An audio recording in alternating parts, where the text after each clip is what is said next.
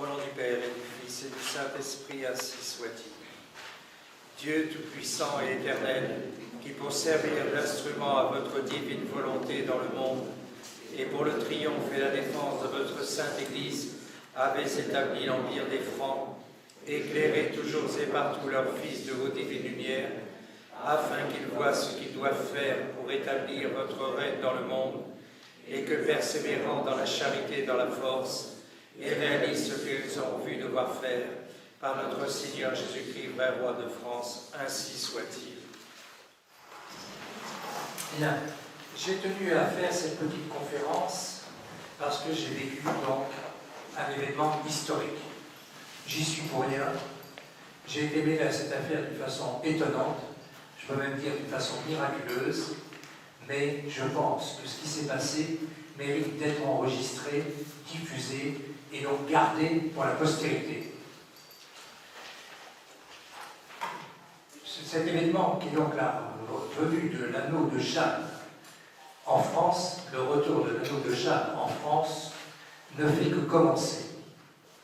Et il est bon de tirer les conclusions donc, de cet événement qui déjà a fait beaucoup parler de lui, qui a mérité déjà d'énormes échanges. Ce n'est pas fini, on ne fait que commencer. 2 hommes ont été à l'origine de cette affaire, et seulement 2 hommes. Il y a eu un intermédiaire qui a servi de relation entre ces 2 hommes, maître Jacques Trémollet de Villers, mais donc la personne qui est à l'origine de cette affaire s'appelle, modestement, mais c'est vrai, Louis Berretti. J'ai appris dès début janvier, par une amie, que Sputnik annonçait la vente de l'anneau de Jeanne. Je connaissais cet anneau de Jeanne parce qu'en 1950 environ, il avait été exposé donc, près de Toulon, et j'ai lu le document qui racontait cette histoire. Cet ami me téléphone, passionné comme moi de Jeanne, et me dit « Louis Hubert, il faut absolument faire quelque chose ». Tout de suite, j'ai mis tous mes amis en prière en leur demandant de réciter tous les soirs les litanies de Sainte Jeanne d'Arc. C'était avant tout un combat surnaturel. Et c'est la différence qu'il va y avoir entre des gens comme nous, qui connaissons les problèmes surnaturels, et des gens qui ont peur du surnaturel. Alors, il y a pire, il y a ceux qui nient le surnaturel, comme l'université. Bien. Tout de suite, j'ai appelé un de mes amis très chers, Roch de Coligny. Roch est un expert agro, très compétent sur des quantités de choses. Il me dit, Louis Hubert, c'est formidable, etc. Je vais faire une étude, une recherche, et je le renvoie sur le site anglais qui mettait en vente cet anneau. Roch est un spécialiste des bijoux, donc moyenâgeux, spécialiste de quantité de choses, tous les faux et les vrais, et commence à faire une enquête assez précise sur tout ce qui était présenté. Il me dit, ça me paraît sérieux. En plus, il est, par sa mère, de la famille de Jeanne d'Arc, et passionné là-dessus. Nous nous enthousiasmons tous les deux, et tous les trois avec la première amie, parce que c'est la seule relique que nous ayons de Jeanne d'Arc. Et tout de suite, je dis, il faut absolument tout faire pour que Jeanne revienne. Les 2 amis en question avaient chacun un budget de 200 000 €. Je l'ai appris simplement après que Roch avait donc un de ses clients habituels qui était prêt à mettre 200 000 €. Et donc, on avait réfléchi éventuellement d'essayer de rassembler à plusieurs une somme conséquente, parce qu'on se doutait que ça allait très loin. Et ça pose de très grosses difficultés. Parce que qui est propriétaire après, qui ne va pas essayer, etc. Et où mettre cet objet? Alors moi j'aurais suggéré à ce moment-là, bon, c'était difficile de le mettre dans un musée, ça aurait été une catastrophe d'enfermer ça dans un musée. Et je dis, il n'y a qu'une seule solution, c'est de le mettre au musée du Taux à Reims, où il y a donc tous les éléments du sacre de Charles X, et de le mettre à côté de la Sainte-Ampoule, qui est donc dans une partie du musée du Taux. Enfin, mais, je me doutais quand même que peut-être les gens organisés comme Orléans ou Rouen auraient pu être là-bas, mais nous nous souvenons de la prophétie de Jeanne sur Rouen, « Malheur à toi, Rouen », et donc elle a porté une malédiction sur Rouen. Et donc il ne fallait surtout pas que Rouen l'achète. Bon, Rouen a donc monté un énorme centre océanique. Ils ont dépensé 2 millions d'euros sous l'initiative de Fabius, qui est donc président du Conseil général. Et donc ça prend un certain sens qui n'est pas exactement le sens que nous défendons. J'ai fait dire des messes par notre padré, j'ai fait des prières, enfin j'ai demandé à tous les amis de prière, et j'ai dit même, on demandera tout de suite un miracle à Jeanne pour que ça prouve que c'est bien son alliance. Bon, on parle d'un anneau, c'est le terme, d'autres parlent de bague.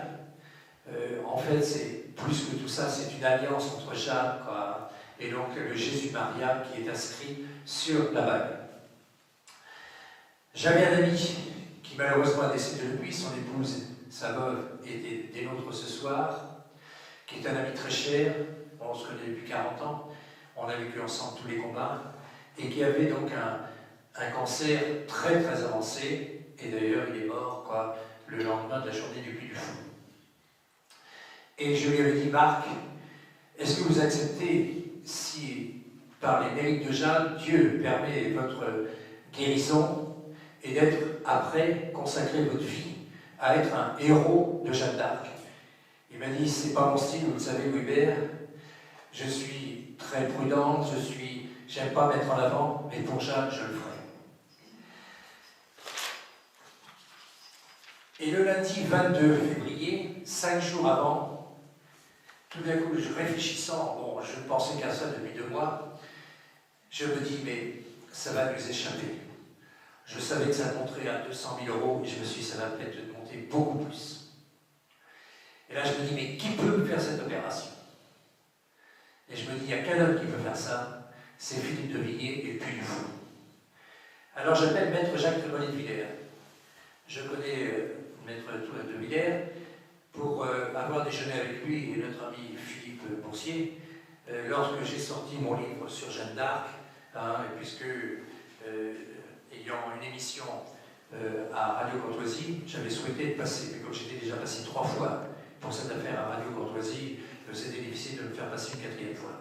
Bon, j'ai quand même vendu 1000 livres en 1 mois et demi. Ça a été une découverte gigantesque quand j'ai commencé à parler donc, de ce que nous avons écrit avec mon épouse. C'est une approche de Jeanne complètement différente qui n'avait jamais été faite. On en parlera plus tard. Et j'appelle Maître Trémollet de Villers, qui venait de sortir un livre que je vous conseille fortement, Jeanne d'Arc, le procès de Rouen. D'abord, vous apprendrez ce que c'est le procès de Rouen. C'est une iniquité épouvantable. Jeanne sort grandie de ce procès, c'est elle qui dirige le procès, c'est elle donc, qui est d'une énergie folle contre 50 et quelques juges, qui va, mais sans moquer, qui va faire, etc., répondre à des réponses, mais lumineuses, c'est une énergie, alors qu'elle est aux portes de la mort, etc. C'est vraiment quelque chose d'extraordinaire. Et Maître Trémollet de Villers, qui est un avocat réputé, lit le procès par rapport à son métier. Il en sort émerveillé et il fait des commentaires passionnants. Et donc, je lui ai demandé bien sûr un livre dédicacé. Il m'a fait une petite dédicace charmante en disant que grâce à moi, il avait découvert le Père Hérol. Et nous avons parlé longuement du Père Hérol. Et je lui ai même fait découvrir ce qui est représenté sur ce livre, c'est-à-dire le thé de Charles VII, qui est arrivé au Louvre il y a une dizaine d'années avant environ. Et donc ça aussi, c'est absolument extraordinaire, ce thé de Charles VII. Et alors, je l'appelle le lundi 22, et je lui dis, Maître, savez-vous que la bague de Jeanne est en vente? Il me dit, quoi? Qu'est-ce que vous racontez? La bague de Jeanne? Alors je lui dis, oui, c'est en vente en Angleterre, je lui cite le site, et on passe 1/4 d'heure, 20 minutes à parler de ça. Je lui dis, il faut absolument que Jeanne revienne en France, je l'enthousiasme au maximum, Et je lui dis, il n'y a qu'une personne qui peut le faire ça, qui a les moyens de le faire, et qui a l'énergie de le faire, c'est Philippe de Villiers et le Puy du Fou. Il me dit, bon, et alors je savais qu'il était très intime avec Philippe de Villiers, parce qu'en déjeunant avec lui 4 ans avant, il était en train de lire le manuscrit de Philippe de Villiers sur Saint-Louis. Je suis un des gens, des personnes, je suis un lecteur de Philippe de Villiers qui aime beaucoup les écrits de Philippe de Villiers. Il a vraiment un don d'écrivain et un don d'observation, tous ses livres sont très enrichissants, que ce soit Charette, Saint-Louis, Jeanne d'Arc, et donc son dernier, etc. Bien. Alors, il va sur le site anglais et il appelle tout de suite donc Philippe de Villiers. Dès le lendemain matin, Philippe de Villiers m'appelle. Il était 9h du matin, j'étais à la poste, je lui dis pardonnez-moi, je vous rappelle dans 5 minutes. Et donc je l'appelle, il me dit monsieur Ami, vous êtes un spécialiste de Jeanne d'Arc et vous pensez que c'est sérieux, etc. Je lui dis les recherches que nous avons faites nous semblent sérieuses. Alors on en parle, je lui dis il n'y a que vous qui pouvez le faire. Et je lui dis, je l'ai prévenu tout de suite, je lui ai dit, vous savez, on risque de monter très haut. Préparez un trésor de guerre de 500 000 €.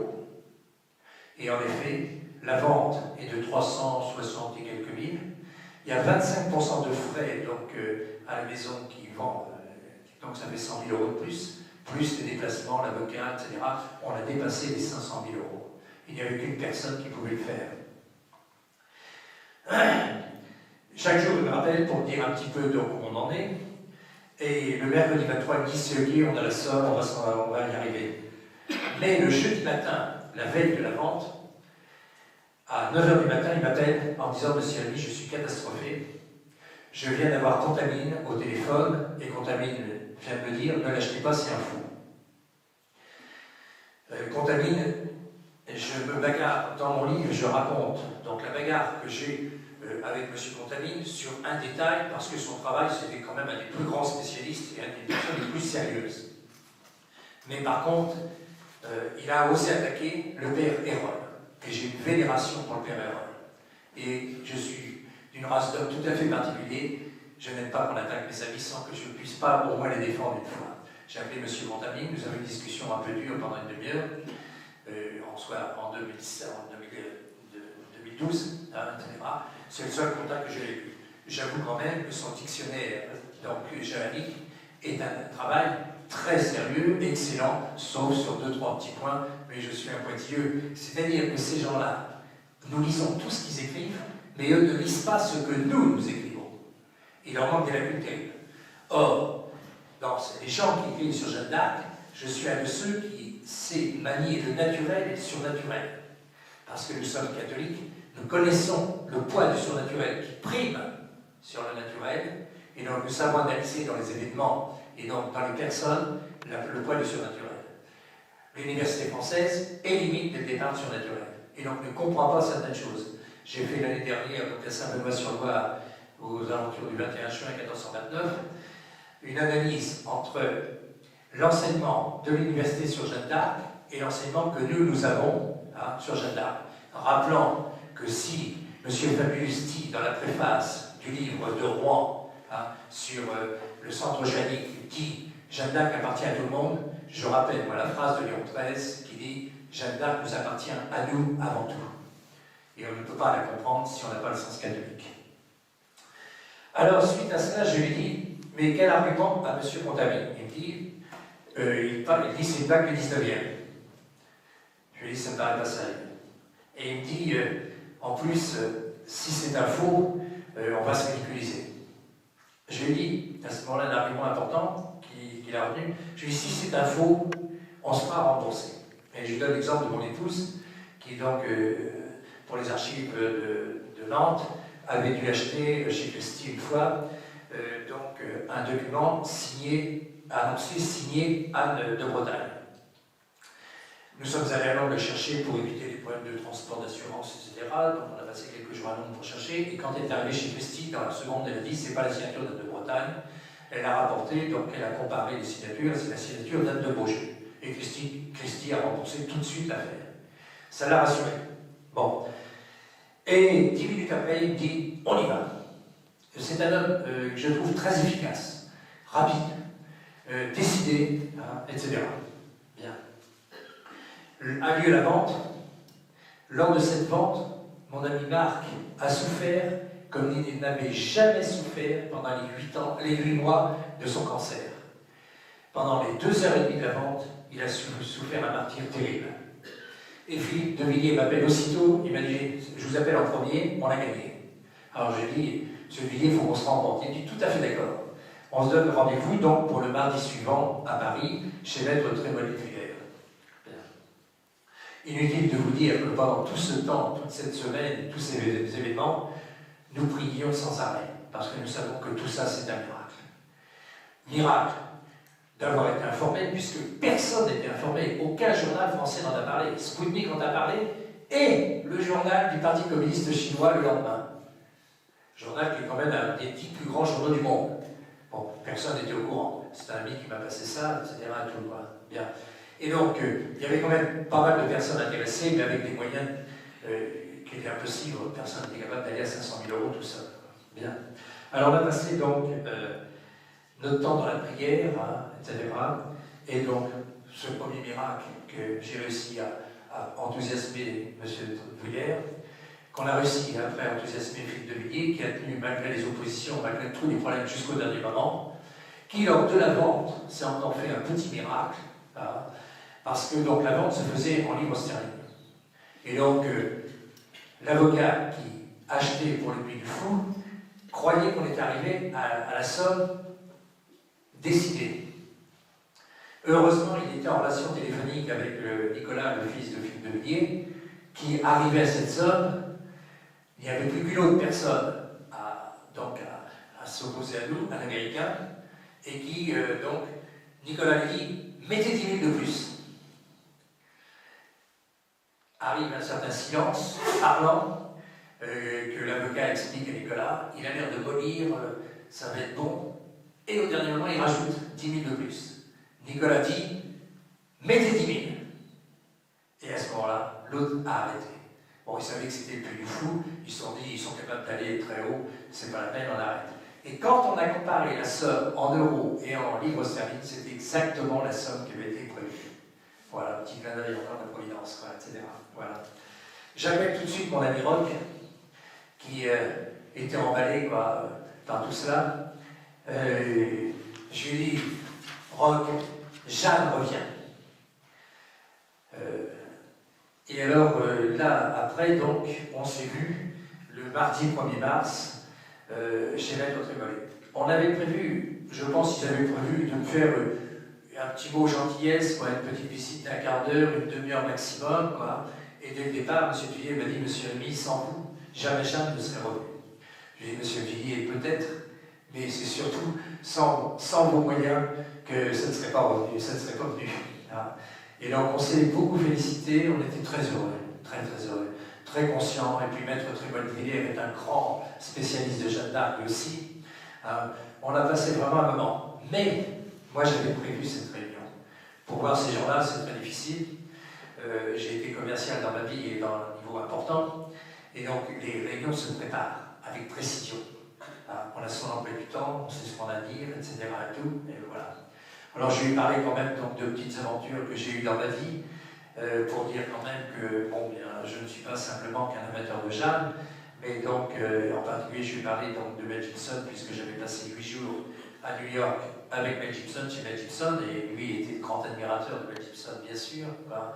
Je lui ai parlé aussi un peu de la franquerie, et nous avions été chez le cardinal Siri ensemble, et nous avions eu la preuve que le cardinal Siri avait été élu pape, ce qui mène un doute sur toutes les élections pontificales, etc.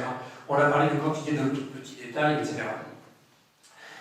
L'impression que j'ai eue tout de suite de M. Villiers et que j'ai vécu, c'est un homme rapide, efficace, franc, fonceur. Il a une foi profonde, peut-être pas au niveau de notre approche surnaturelle, mais il est vraiment un homme catholique. Il a le sens, etc. Bon, un homme passionné, très courtois, etc. Bon, il a très bien compris le rôle des laïcs dans le combat de l'Église, quand je lui ai rappelé que Mélanie donc, avait prophétisé que l'Église serait sauvée par les laïcs. Hein. Il m'a dit, Monsieur Rémy, j'en suis de plus en plus convaincu. Quoi. Bon, Maître Trémollet, donc, lui aussi a joué son rôle, etc. Et alors, après, on a parlé un peu de ce qu'on allait faire de cette bague.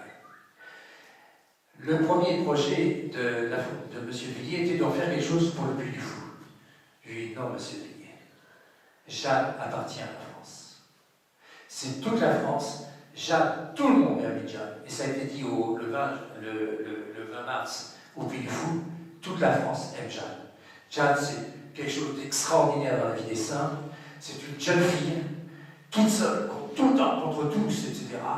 Formée, elle n'a pas eu des voix, elle n'a pas entendu des voix, elle a eu des formateurs. Et Jeanne a été formée par le généralissime en chef des armées célestes. Et Jeanne, formée pendant 3 ans, 4 ans, tous les jours, a appris à commander aux hommes, à se faire respecter, à se faire aimer, et donc toujours dans le sens Dieu premier servi. Et donc, Saint-Michel en a fait une jeune fille qui n'a été ni lieutenant, ni capitaine, ni colonel, mais tout de suite généralissime en chef des armées royales. Les vieux barons qui faisaient la guerre, des poilus et des volus, qui avaient fait toutes les guerres depuis 20 ans et 30 ans, ont essayé une fois d'aller contre elle, mais pas 2 fois. Elle a montré une autorité. Je suis en vénération pour Jeanne. Jeanne, c'est une aventure pour moi parce que j'ai vécu une épreuve terrible, terrible dans ma vie.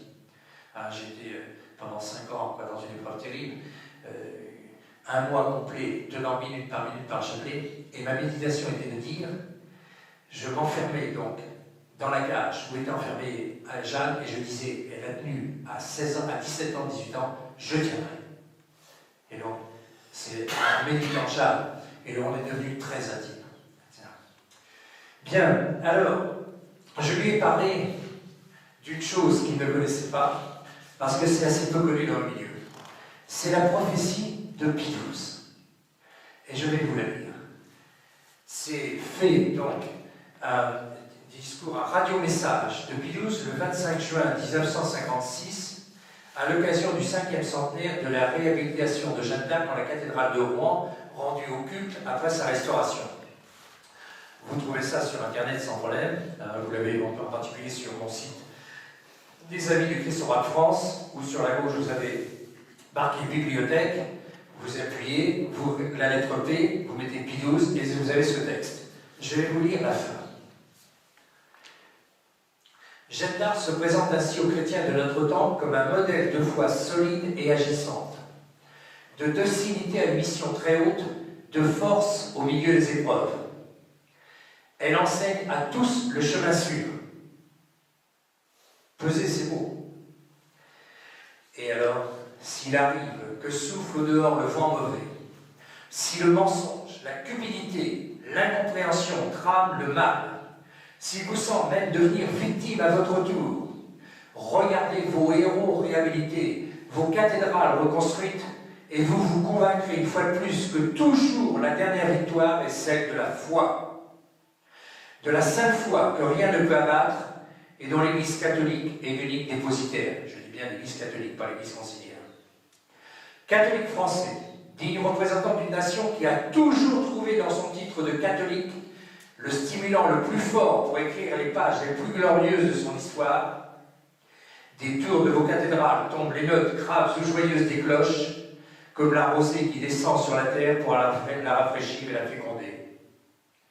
Du sol généreux de ce jardin de l'Europe qu'est la France, germent les héros de la patrie et de la foi, qui, par amour pour leur mère, si sa défense l'exige, savent batailler, souffrir et mourir, dans la certitude que les lauriers du triomphe ne sauraient jamais manquer à qui accepte de se sacrifier pour une cause grande et juste.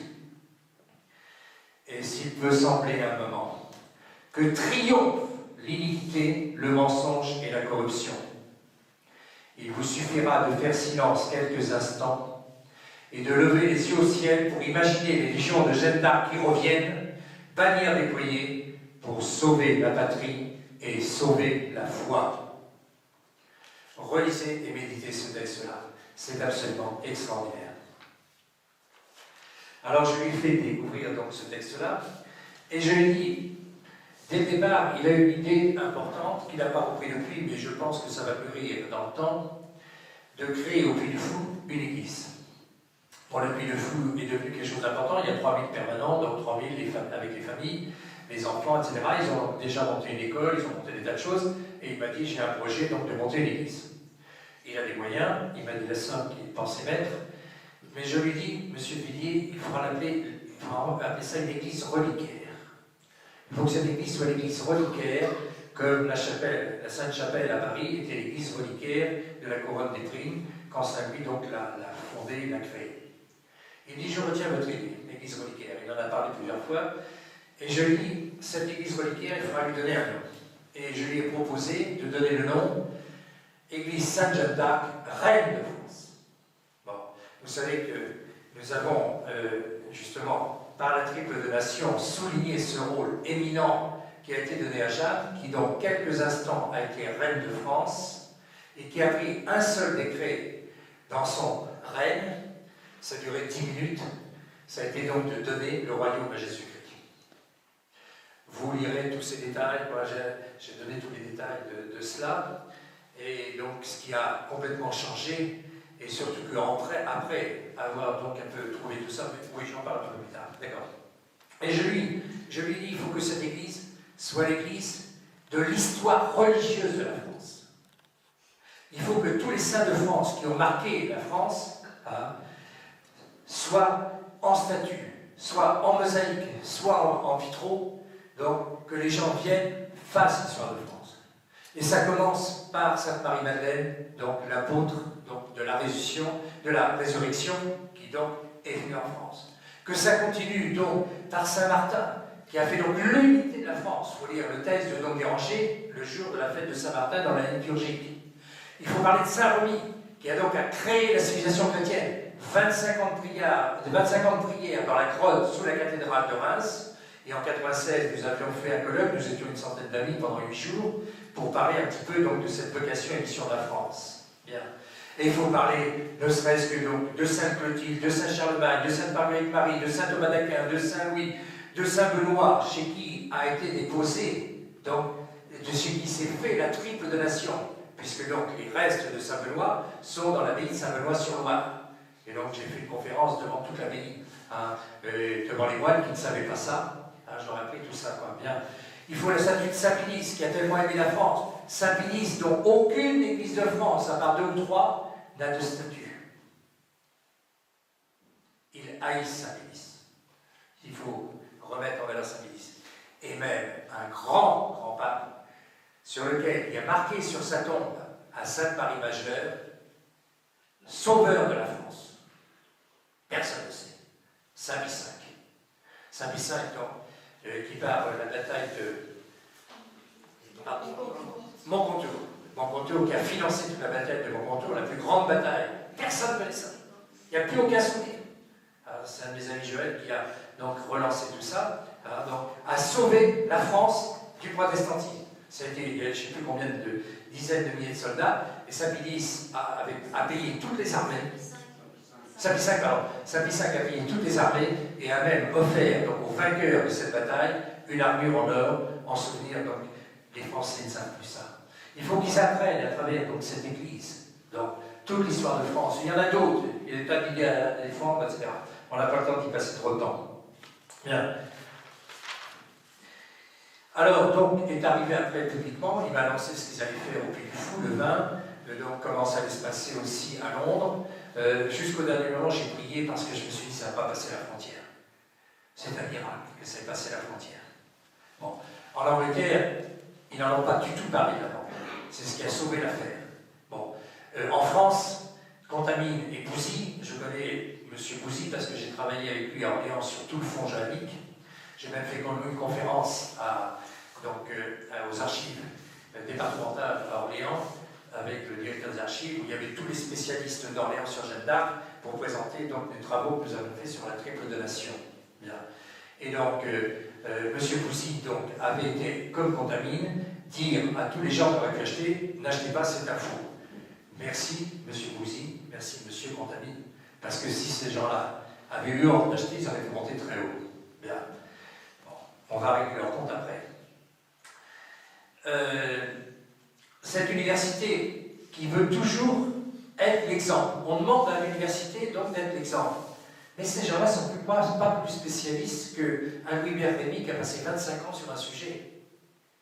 Ils ne sont pas meilleurs spécialistes qu'un Pierre Hérol. C'est rare. Et même, ils ont quelque chose de très grave, c'est qu'ils ne racontent pas un certain nombre de choses. Etc.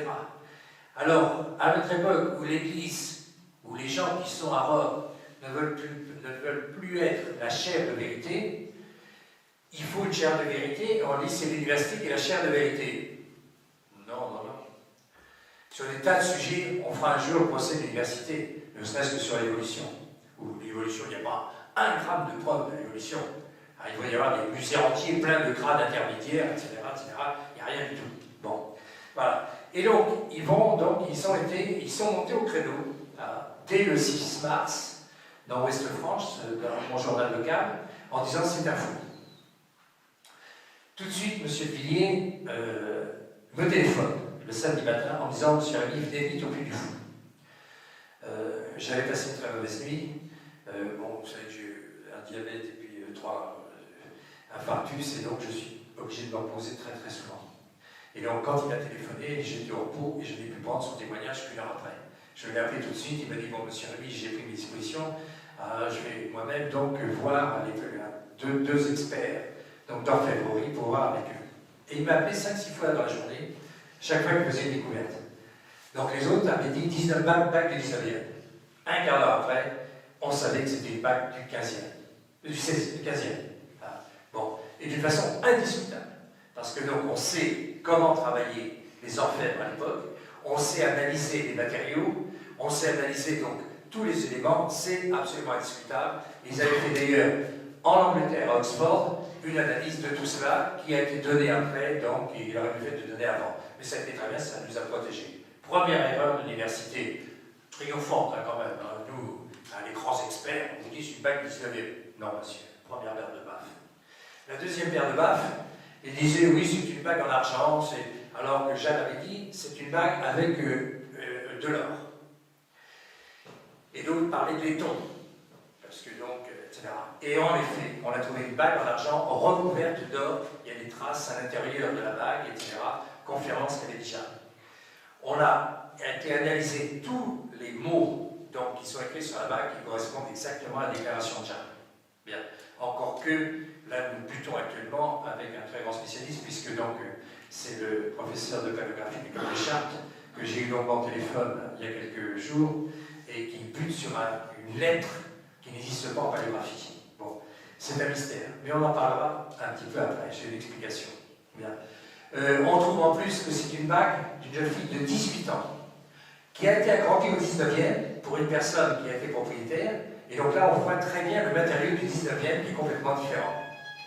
Et donc, cette personne avait comme initiale la lettre M, et donc sur le bord, il y a une croix qui a été transformée par la lettre M, ce qui confirme, quoi, donc, etc. Alors on est sorti donc très, très rassuré quoi, de tout cela. Il y aura toujours des gens douteux, c'est comme le Saint-Suaire, vous avez toujours le Saint-Suaire, c'est très simple, la question est très simple, ou c'est un vrai ou c'est un faux. Si c'est un faux, il y a un faussaire. Si un faussaire l'a fait au 15e, un faussaire au 21e, ça ne sera rien à faire. Eh bien, on peut attendre. Et donc le Saint-Suaire, jamais un faussaire n'arrivera à faire un Saint-Suaire. Et la question est terminée. Toutes les analyses confirment, mais simplement en posant la bonne question, tout est résolu. Bien. Alors, oui. Et alors, je vais vous citer un livre que dans nos pérégrinations, nous avions trouvé, un livre sur Sainte Jeanne d'Arc franciscaine. C'est un livre qui a été fait par le père Hilaire de Barenton, un franciscain de réputation mondiale sur les travaux qu'il faisait, et qui fait une étude très très poussée sur le problème de Sainte Jeanne d'Arc franciscaine. Et il démontre que Jeanne d'Arc donc, a été tertiaire franciscaine à partir de Neuchâtel. Et donc, Jeanne d'Arc franciscaine, c'est très très important. Parce que sa mère était tertiaire franciscaine. Elle est venue au Puy comme nous aujourd'hui, donc le 25 mars, avec 2 frères de Jeanne, et le frère Pascal qui va être donc le confesseur de Jeanne après, franciscain, etc. Et donc qui va accompagner Jeanne dans toute son épopée. Donc on va éditer le livre de Hilaire de Barenton, vous allez apprendre des tas de choses. Moi j'avais appris par le père Théophile de Saint-Just la date de la triple donation, le 21 juin 1429 à 16h à Saint-Benoît-sur-Loire. Donc il dit pas, il dit à 16h, 21 juin 1429 à 16h. En reprenant tout le cheminement de Jeanne, jour par jour, bon, on a tous les documents, j'ai passé beaucoup de temps sur Trogénie, ce 21 juin, elle était à Saint-Benoît-sur-Loire. Bon, devant donc les reliques du grand Saint-Benoît. Ce qui est tout un symbole, mais j'ai fait déjà des conférences là-dessus, etc. Bon, bref. Et donc, je fais une parenthèse, Et donc, Sainte-Jeanne est donc franciscaine, et donc je vais vous lire quelque chose que j'ai trouvé chez Hilaire de Barenton. Jeanne n'avait que 7 mois, lit-on dans la vie des saints de Friard. Alors, l'auteur, Hilaire de Barenton, nous dit « Nous n'avons pu trouver cette vie des saints de Friard pour consulter le texte lui-même. Mais nous avons le témoignage de Madame Bessonnet-Favre dans son bel ouvrage, Jeanne d'Arc tertiaire de Saint-François. Elle cite Friard d'après son édition de 1627. Et consultée par nous, elle a bien voulu nous confirmer qu'elle avait bien pu puiser ce témoignage dans la vie des saints de Thomas Friard, édition de 1627, consultée par elle à Poitiers, à la vie de Sainte Colette au 6 mars. Tout de suite, j'ai cherché sur Internet, donc, la vie des saints Friard. Je l'ai trouvé à la BN, mais pas dans l'édition de 1627, mais dans l'édition de 1640 et quelques. J'ai commandé tout de suite les pages sur Sainte Colette, je ne les ai pas encore reçues, tout ça c'est récent, hein, toutes ces recherches, hein. Et donc il semblerait, d'après un texte que j'ai trouvé sur Internet, que dans cette édition de 1640 et quelques, j'ai oublié de prendre la date dans mes documents, excusez-moi, hein, il n'est pas parlé de cette affaire. Je vais donc, comme je suis un fouineur, chercher l'édition de 1627. Bon, je ne sais pas où je l'ai trouvé, mais Jeanne, c'est le travail de Jeanne de me trouver tout ça.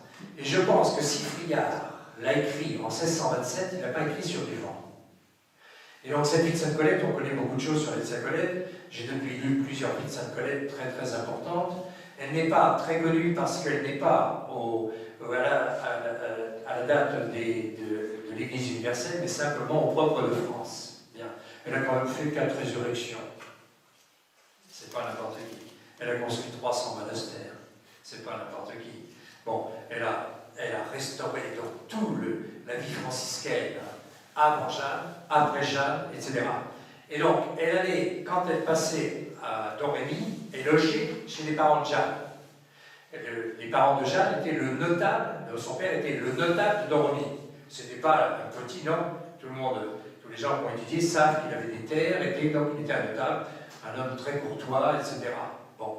Et donc, Sainte Colette avait amené Isabelle René au Tiersorne, et quand elle était venue, il y a les explications des dates, pourquoi je ne vais pas tout rouler, il y a trop de choses à dire. Et Jeanne n'avait que 7 mois, dit-on, public, donc dans la vie des saints Friard de 1627, lorsque la célèbre réformatrice franciscaine passa par Domrémy et reçut l'hospitalité dans la maison de Jeanne d'Arc. Elle s'approcha du berceau de l'enfant, le bénit et y déposa son anneau qu'elle avait reçu du ciel. Et donc là, Jeanne d'Arc vient de Sainte Colette. C'est lui que Jeanne porta plus tard dans ses campagnes et qui intrigua civilement ses juges au procès de Rouen. Et bien sûr, ses parents, lorsqu'elle a eu 13 ans, lui ont donné cet anneau quand elle avait donc le doigt qui correspondait à l'anneau. Bien. Et donc, elle dit, je le tiens de mes pères et mères, hein, ce qui n'est pas incompatible avec cette affaire que j'ai trouvée, qui demande maintenant des recherches. Bien. On n'a pas la confirmation, c'est une piste qui vient de découvrir. Et Sainte Colette l'aurait reçu du ciel, comme elle a reçu du ciel une croix qui lui a été donnée par Saint Jean, qui est vénérée donc à, quelle est la ville de Poligny, qui est vénérée à Poligny, la croix de Sainte Colette donnée par Saint Jean. Ça n'existe que dans l'Église catholique. Mais l'Église catholique est pleine de ces choses-là.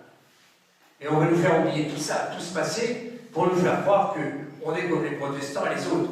Ça n'existe pas du tout chez les protestants. Ça n'existe pas du tout chez les musulmans, tous ces miracles.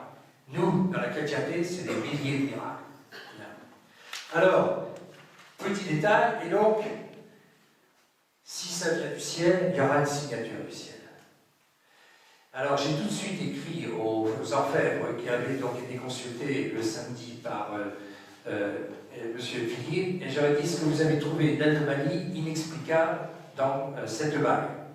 Bon, ils ne m'ont pas encore répondu, hein, pour savoir. C'est une piste. J'en ajoute pas plus, on essaiera. Donc,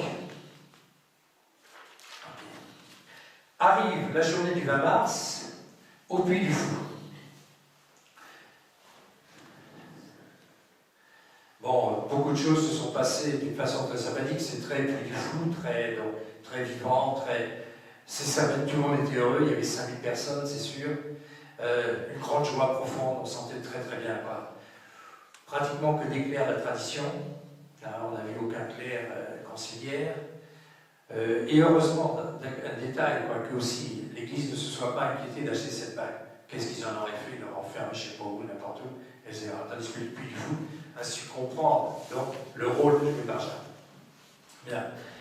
Mais on a eu droit à Malraux, on a eu droit à la Marseillaise, on a eu droit à une explication par la magie blanche, magie noire par Franck Ferrand. Enfin, c'est là des choses très très loin de chez nous. Voilà les limites du Puy du Fou. Voilà nos différences. Après, nous avons été reçus quelques-uns par M. Villiers. On a pris le champagne ensemble. Il me dit, monsieur Rémy, il faut qu'on se voit au plus tôt, j'ai des choses à vous dire. Dès le lendemain, j'ai pris rendez-vous avec sa secrétaire. J'ai demandé un quart d'heure à M. Villiers parce que j'avais toujours dans la tête, on avait parlé 3 fois, donc de faire baiser la bague par un ami. C'était pour moi, cet ami attendait ça depuis 2 mois. Il priait sans arrêt. Ça lui a permis de soutenir, quoi, dans une foi énorme, quoi, dans toute la fin de sa vie. Et j'aurais tellement aimé, quoi, qu'il soit. Je lui ai dit, vous viendrez avec nous ici au Puy. Il m'a dit, tout à fait d'accord, Hubert, je serai avec vous. Malheureusement, il avait rendez-vous avec Jeanne au ciel, et donc il est monté le lundi, lendemain donc du 20 juin, il est monté au ciel, au purgatoire certainement comme nous tous. Et tout de suite, j'ai envoyé une lettre à M. Villiers. Cher monsieur, nous avons vécu une merveilleuse épopée.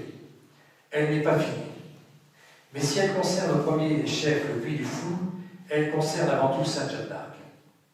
Pendant 600 ans, cette relique n'a pas été adorée comme elle devait l'être. Pire, pour les Anglais, elle a toujours été l'anneau d'une sorcière. Jeanne déshonorée demande une réparation à la mesure de ce mépris de 600 ans. Ce dédain ne peut pas plaire à Dieu, qui a choisi et formé Sainte Jeanne d'Arc pour sa plus grande gloire. Il est donc pensable que par un miracle éminent, Dieu rétablisse l'honneur de Jeanne, faisant taire tous les sceptiques, réfutant tous les opposants, consolant tous les croyants, convertissant de nombreuses âmes, surtout anglaises, réveillant l'âme de la France. Je vous avais proposé de la faire baiser par un ami mourant. C'était un garçon qui priait depuis 2 mois pour obtenir cette grande grâce par Sainte Jeanne, qui en plus a souffert un terrible martyre le jour et les heures de la vente. C'était mon ami, et il s'était engagé, s'il guérissait, à consacrer sa vie à la gloire de Jeanne. Polytechnicien, parlant anglais et allemand, très croyant, il aurait été un digne défenseur de Jeanne. Malheureusement, il est décédé cet après-midi. Mais je crois que Jeanne, par ses mérites, peut obtenir de Dieu, pour sa gloire et la consolation des croyants et des Français, un miracle encore plus éminent, une résurrection. Seule notre religion nous permet de croire au miracle. Nous avons des églises tapissées d'ex-voto comme Notre-Dame des Victoires, la Dorade à Toulouse et la basilique du Sacré-Cœur à Issoudun. Il n'y a aucun ex-voto, ni dans un temple protestant, ni dans une mosquée, ni dans une synagogue. Il ne nous reste que la journée du mardi, l'enterrement étant prévu à cause de la semaine sainte des mercredis. J'abandonne à votre cœur et à votre foi cette demande pressante, qui, si Dieu le veut, pourrait tout changer dans les rapports entre l'Angleterre et vous. Aucun miracle en 600 ans, un miracle éclatant dès son retour en France. Avec mon respectueux souvenir, en vous souhaitant une bonne semaine sainte, vive Jeanne, Louis Bervelli. Je n'ai pas eu de réponse. Bilan de tout cela, et depuis, donc, je sais qu'il craint quand même mon approche trop surnaturelle. Mais moi, je crains son approche pas assez surnaturelle. Mais il ne sait pas que là, il est dans les mains de Jeanne d'Arc, et il va cheminer. Et Jeanne va faire cheminer toute la France. Ne serait-ce que par cette conférence que je vous fais ce soir et qu'on va diffuser. Il faut que la France comprenne que maintenant, il faut que l'âme de la France se réveille. Bilan de tout ça, une opération merveilleuse, le retour de Jeanne. Ce retour se fait en Vendée. La Vendée ne méritait plus que tout autre. Et maintenant, nous allons parler de la mission posthume de Sainte Jeanne d'Arc. Les Français ont de Jeanne une Jeanne complètement déformée par la République. Il y a un seul homme qui a donc, à ma connaissance, et j'ai lu beaucoup de choses sur Jeanne d'Arc, vous en mettez en 25 ans, un seul homme qui a compris toute l'animation de Jeanne d'Arc, c'est le père Hérole. Je vais vous résumer les travaux que nous avons faits avec mon épouse pendant 25 ans, autour donc d'un thème sur lequel nous étions fixés, la triple donation. D'abord, nous avons cherché tous les documents sur Jeanne que nous pouvions avoir. J'ai une très grosse bibliothèque. Tous les documents sur la triple donation. Et j'en ai trouvé plusieurs. La Franck en parlait, le père Coupé en parlait, et un tome de l'école des Chartes qui raconte cette découverte faite par un spécialiste, enfin donc un Italien, le nom m'échappe, tout ça est dans le livre, hein, tous ces détails, qui donc fait connaître cette histoire de la triple donation. Et la bibliothèque de l'école des Chartes, donc dans les années 1900 et quelques, fait un compte rendu de cette découverte. Nous avons fouillé toutes les archives franciscaines, puisque nous avons un seul repère, c'est le repère du père Théotime de Saint-Just. Nous avons vérifié donc d'abord à Lyon, qui nous a amenés dans la Drôme, puisque les archives donc, des Capucins de Lyon sont dans la Drôme. Nous avons tout étudié, rien trouvé. Nous avons fouillé à Paris, donc chez les franciscains, rien trouvé. Nous sommes allés à Rome, et donc nous avons consulté toutes les archives du père Pie de Langogne, Monseigneur Sabadell. Le père Pie de Langogne a fait partie de la commission, c'était un capucin, a fait partie de la commission de la colonisation de Jeanne.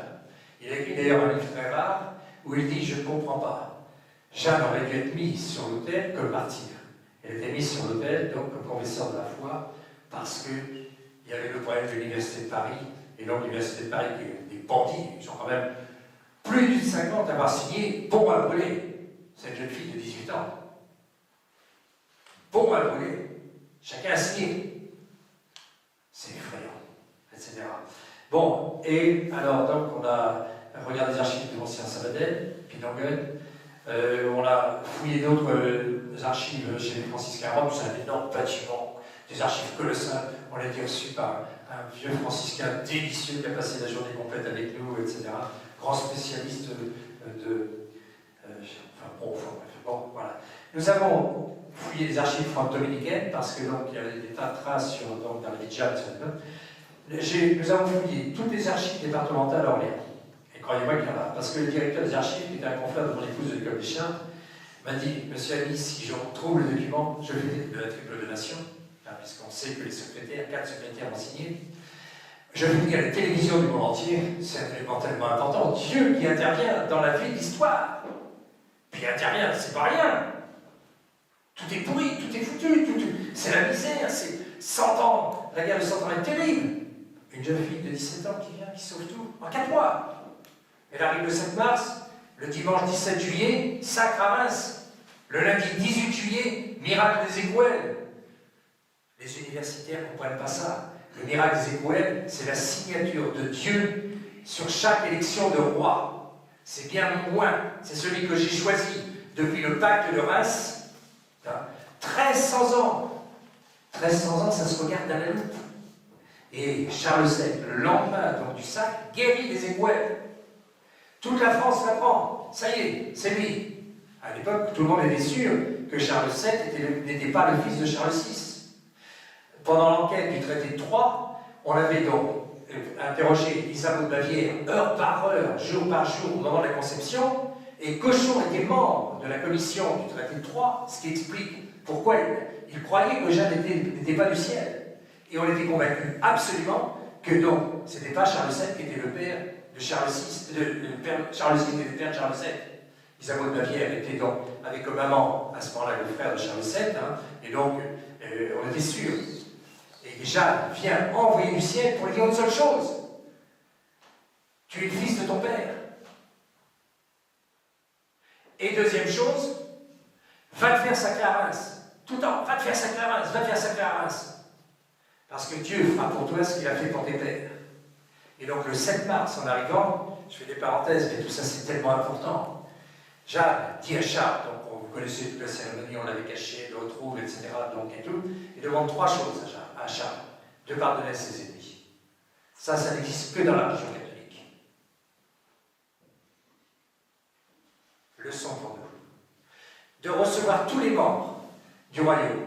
Parce que à Azincourt, la noblesse qui va être toute tuée. On a la liste des nobles, d'Avant Azincourt, des familles qui restent d'Avant Azincourt. C'est un tout petit livre. J'ai ce livre-là, bien sûr, etc. quoi. Et donc, à Azincourt, donc, les nobles s'étaient moqués de tous les gens. À Orléans, il y aura non seulement la noblesse, enfin une petite partie de la noblesse, mais il y aura les bouchers, parce qu'un boucher avec un couteau long comme ça, sous un cheval, ça fait un chevalier de moins et demi. Un bûcheron avec une hache large comme ça fait des dégâts. Et donc Jeanne avait emmené tout le monde, etc. Charles accepte ces deux choses. Et il va prouver dans sa vie de roi, sous le conseil d'Isabeau de Bavière, il faudrait parler d'Isabeau de Bavière, Yolande d'Anjou, pardon, excusez-moi. Donc Yolande d'Anjou, c'est l'homme du XVe siècle, Yolande d'Anjou. C'est l'homme qui a formé Charles VII, qui a après donc géré Charles VII dans ses conseils, dans toutes ses personnes, tout son entourage, etc. etc. Bon, une femme remarquable, qui a donc élevé et marié donc sa fille, Marie d'Anjou, avec Charles VII. Et donc, les deux choses vont s'appliquer. Et même le principal historien de Marguerite, qui s'appelle Monsieur de... Bon, etc., est étonné de la manière dont les choses se remettent en place aussitôt dès que Charles arrive. Parce qu'il y avait 100 ans de bagarre entre toutes les familles, tout le monde divisé, etc. Et il remet les choses en ordre. Et Jeanne demande une deuxième chose, troisième chose, de donner son royaume à Jésus-Christ. Et Charles refuse, le 7 mars. Inutile de dire que Jeanne demande ça parce que c'est Dieu qui demandait. Et alors arrive la victoire de Patay, plus importante que la victoire d'Orléans. 2000 Anglais morts sur le terrain, 2 Français morts à une époque au combat 1 pour 1. Et à ce moment-là, auréolée de cette victoire extraordinaire, elle monte à Orléans, Charles est suivi chez la Trémouille, et il se donne rendez-vous à Saint-Benoît-sur-Loire, et la Trémouille n'était pas là. Charles, sa belle-mère, Yolande d'Anjou, n'était pas là, sa femme n'était pas là, et donc Jeanne et Charles se retrouvent tout seuls. Et c'est là où Jeanne lui dit, me promettez-vous de me donner ce que j'ai vous demandé? Elle a 17 ans, il a 24 ans. Vous voyez la scène. Tout le monde écoute. Tout le monde est là, en admiration devant Jeanne, l'histoire de Patay. Et alors, à ce moment-là, Charles hésite. Et il dit, c'est d'accord. Et Jeanne lui dit, donnez-moi votre royaume. Croyez-moi qu'il va y avoir un silence pesant. Yolande aurait été là, on aurait dit à chacun, on se calme. Hein. Tu lui offres un petit collier pour le film, ça lui fera plaisir, mais on se calme. Et la chronique est terrible, nous les avons lues, la chronique, hein, donc aux archives secrètes du Vatican. Et donc, Charles hésite encore et lui dit, Jeanne, je te donne mon royaume. Jeanne, à ce moment-là, parle en reine. L'expression est dite hein, dans la page 31 de mon livre, hein, etc. Très solennelle, etc. Elle est reine de France. Et elle enfonce le cou et dit, il n'est plus rien. En parlant de Charles. Charles n'est plus rien. C'est une parole de roi. Elle est devenue reine de France. Elle dit notaire écrivée. Elle parle d'une façon très solennelle. En ce jour du 21 juin 1429, Jeanne donne le royaume à Jésus-Christ. Évidemment que c'est la demande de Jésus-Christ. Et on se demandait, qu'est-ce qui va se passer? Tous les gens étaient là, regardez. On ne savait pas. Nous, on sait. Mais on ne savait pas. Notaire écrivait encore. Et au nom de Jésus-Christ, Jésus-Christ donne le royaume à Charles. C'est ce qu'on appelle la triple donation. Donation à Jeanne, donation à Jésus-Christ, donation à Charles. Pourquoi est-ce si important? Parce que le roi de France, c'est Jésus-Christ. Et un roi de France comme Jésus-Christ ne peut pas nous abandonner. Et en plus, c'est Jésus-Christ qui choisit le roi. Ce n'est pas le peuple, ce n'est pas le vote, ce n'est pas un bulletin qui choisit le roi, c'est Jésus-Christ. Et donc toute l'histoire de Sainte Jeanne est résumée. Jeanne n'avait aucun argent, aucun parti. Elle est partie de vos couleurs à 4, 5. Aucun moyen. En 4 mois, elle remet tout en ordre. Dieu fera pareil. La France a mis Jésus-Christ en la loi par la Révolution française. Dieu, jaloux de sa gloire, roi de France, lui mettra en place son lieutenant, le grand monarque. Soyons-en sûrs, les gens disent c'est de la mystique, c'est de la profonde réalité. Bon, j'ai fait une petite parenthèse un peu longue, quoi, etc. Alors, bon, j'ai pu consulter avec mon épouse le procès, l'original du procès donc, de canalisation de Jeanne d'Arc aux archives secrètes du Vatican, cherchant une trace de tout cela. Et il y a une phrase qui m'a profondément marqué du père Hérol, qui dit donc dans le procès, c'est lui qui a dirigé toute la béatification, la canonisation viendra après, il sera mort avant. Hein. Bon, et donc il a dirigé absolument tous les travaux. Au départ, c'est pas lui, et on voit son empreinte après, et donc avec ça mériterait d'être complètement édité, c'est une merveille. Bien. Bon. Et alors, d'ailleurs, Sapidis l'a reçu en privé, au moment de la béatification, il était au premier rang, bien sûr, etc. Léon XIII disait c'est l'homme le plus éminent donc, dans les connaissances de Jeanne d'Arc. Et donc, le père Hérol méritait peut-être d'étudier à fond. Ce que personne n'avait fait, on a été les premiers à le faire. Nous sommes allés, bon, on a étudié toutes les archives chez les jésuites. Elles n'avaient pas été consultées depuis sa mort. Ensuite, nous avons retrouvé tous les écrits du père Hérol. Je les ai fait rééditer par l'édition Saint-Rémy, toutes. J'ai trouvé une quinzaine de brochures qui sont toutes très passionnantes. Je suis allé dans sa famille, dans la maison de famille qu'ils ont toujours. Bien. J'ai particulièrement donc, discuté avec un petit-neveu qui m'a passé le livre de famille. Il y avait donc toute une page du père Hérol sur Jeanne d'Arc, etc. Donc on l'a quitté, tout ça, vous trouvez ça, donc aux éditions Saint-Rémy. Et pourquoi Hérol? Et je suis devenu un grand adepte du père Hérol, parce que Hérol, c'est l'âme de Jeanne d'Arc.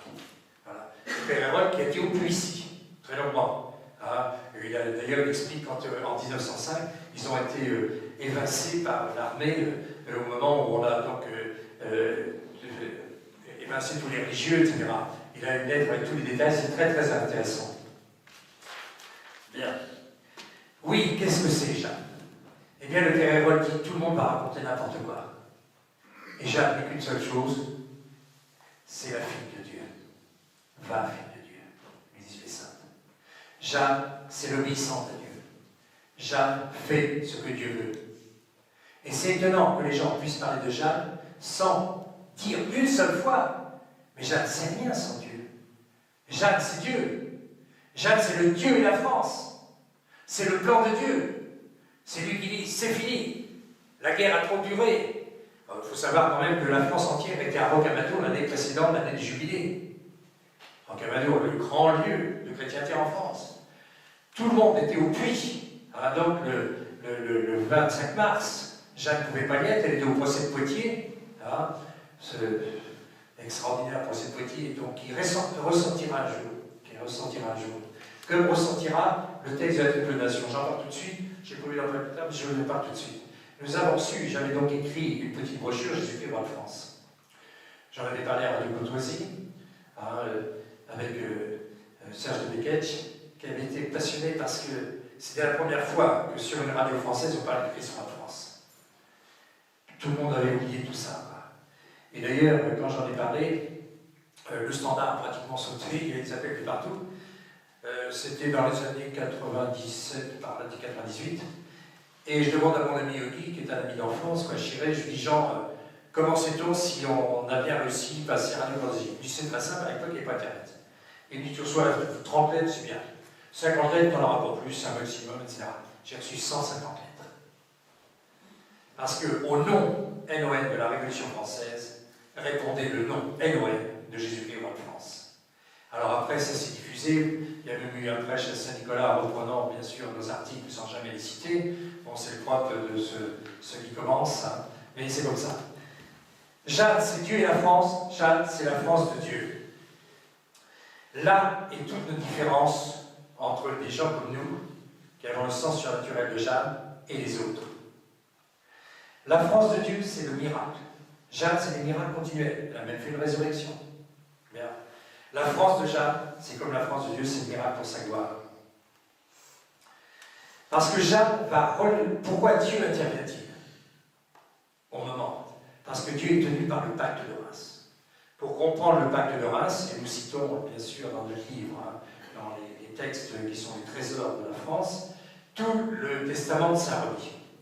Et le testament de Saint-Remy est un serment solennel.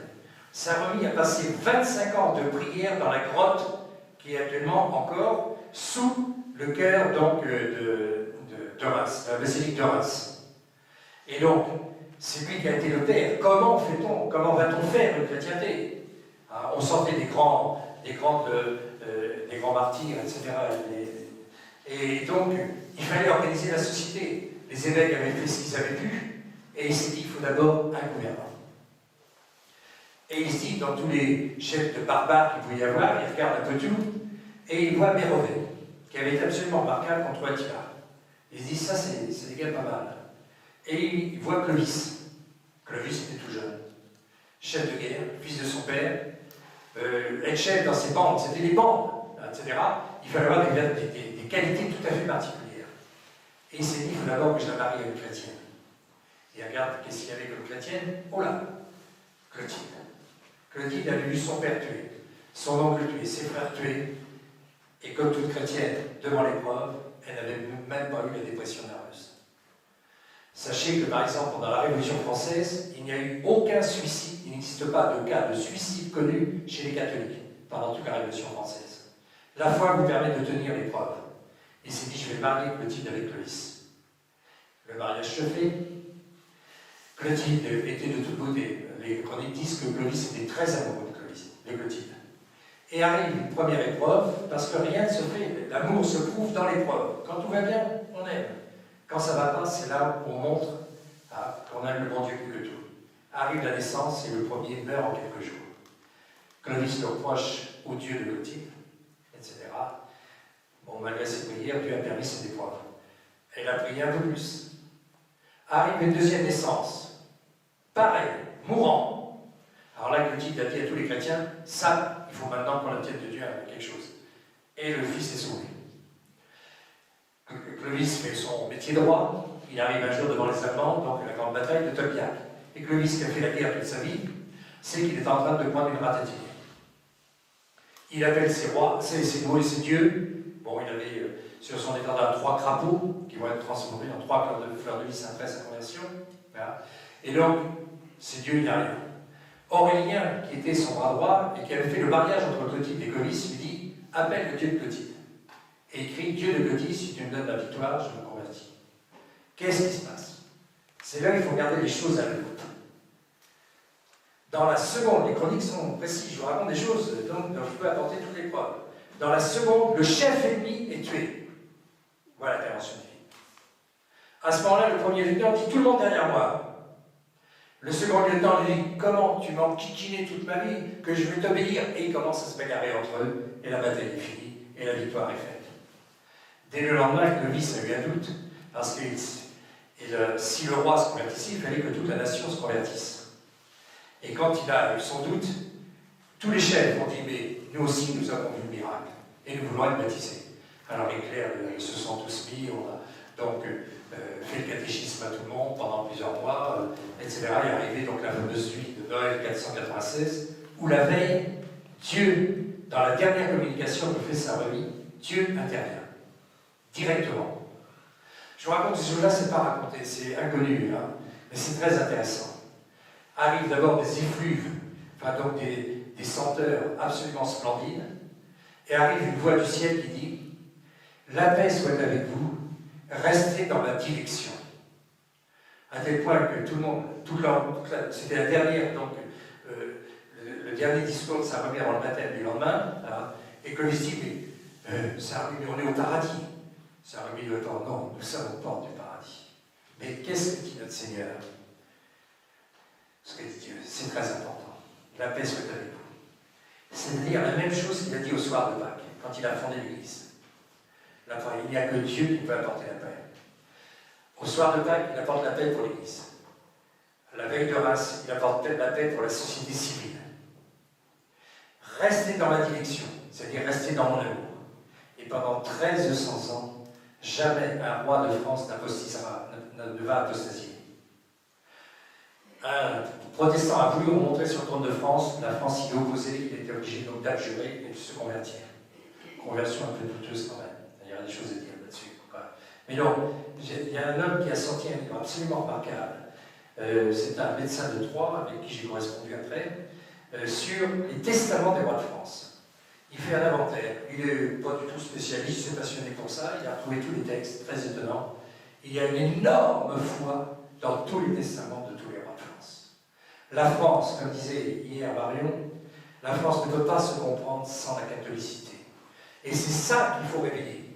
Et le retour de Jeanne, c'est le réveil de l'amour de la France.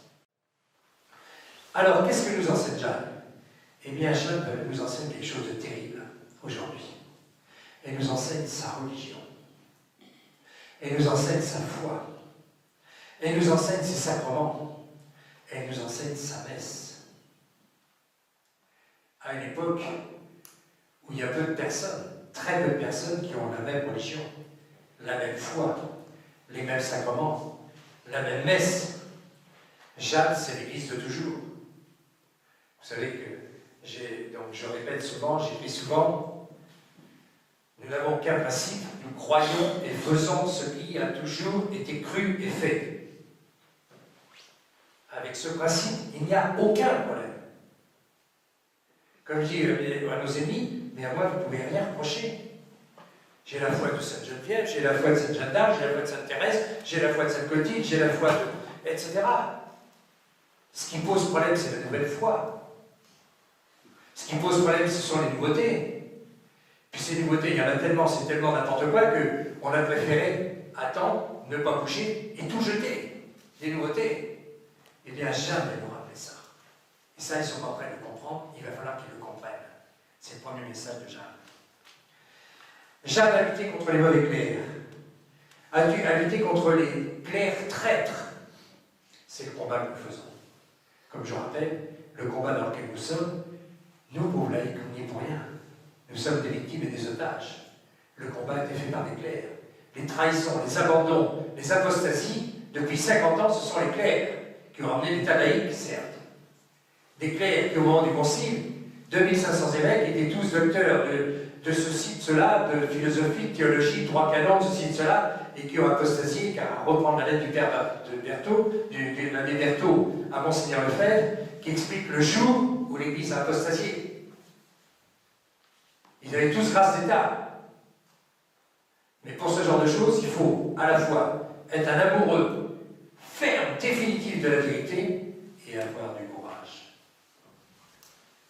La chose la moins partagée par des quantités de clercs que nous avons prévues. Il nous faut des clercs de la trempe des Saint-Remy, des Saint-Martin, des héros de la foi, qui passent. Tout le monde se convertit. Saint-Dominique, vous n'avez pas l'écrit de Saint-Dominique. Il a prêché très peu de temps. Vous n'avez presque rien de Saint-François d'Assise. La France, non, l'Europe en feu, en 25 ans. C'est ce que nous avons. Louis Veuillot, dans la préface des œuvres de Donoso Cortés, a fait 35 pages, résumant mieux que Donoso Cortés avait pu le faire, les travaux de Donoso Cortés, qui sont intéressants par un certain nombre de points, mais ce n'est pas un des meilleurs. Mais Louis Veuillot présente celui qui sera le marteau de l'hérésie de la Révolution. Parce que donc, vous avez tous lu Donsarda, et donc à chaque hérésie, il y a un marteau, c'est un clerc toujours, c'est un saint, et donc il est le marteau de l'hérésie. Et donc nous sommes dans l'hérésie de la Révolution française, qui est la civilisation marane, où tout le monde est double. On arrive à l'aboutissement où on veut être catholique et conciliaire en même temps. C'est impossible. On veut être monarchiste et révolutionnaire en même temps, donnant à la République des cautions. C'est impossible. Il faut être un. Jeanne, c'est un, exemple de l'unité, etc. Bien. Et donc, Louis Veuillot fait le portrait du futur grand monarque. C'est extraordinaire. Et ça sera comme ça. Donsarda, dans le libéralisme et la péché, dira un nouveau Charlemagne. Bon, avec mon épouse, on a particulièrement étudié les capitulaires de Charlemagne et donc la vie de Charlemagne. C'est un monument, Charlemagne. Presque plus que Saint-Louis. Enfin bref. Bon, voilà. Et donc Jeanne enseigne. Ils ne pourront pas y couper, parce que je suis là, je répéterai sans arrêt. Enseigne le Père Hérole, et le Père Hérole enseigne Jeanne, Jésus-Christ, roi de France. Et donc tous ces hommes politiques que l'on voit tous en train d'essayer avec Radio Courtoisie, avec TV Liberté, de nous faire donc un amalgame sauvé de nationalisme et ceci et cela, tous sont voués à l'échec. C'est une prophétie dont je peux vous assurer. Ça fait 200 ans que nous échouons parce que nous ne faisons jamais ce que Dieu veut.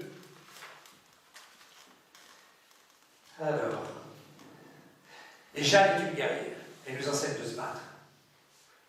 Elle est là avec son drapeau en première ligne, en avant, etc. Elle reçoit une flèche en avant. Et tout. Il nous faut des hommes. Holzer dit, donc nous sommes une génération sans nerfs, dans son interprétation, des hommes énervés, sans nerfs, et il nous faut des hommes droits, des hommes solides. Bien. Eh bien, Jeanne nous vient pour nous faire cheminer là-dessus. Ok.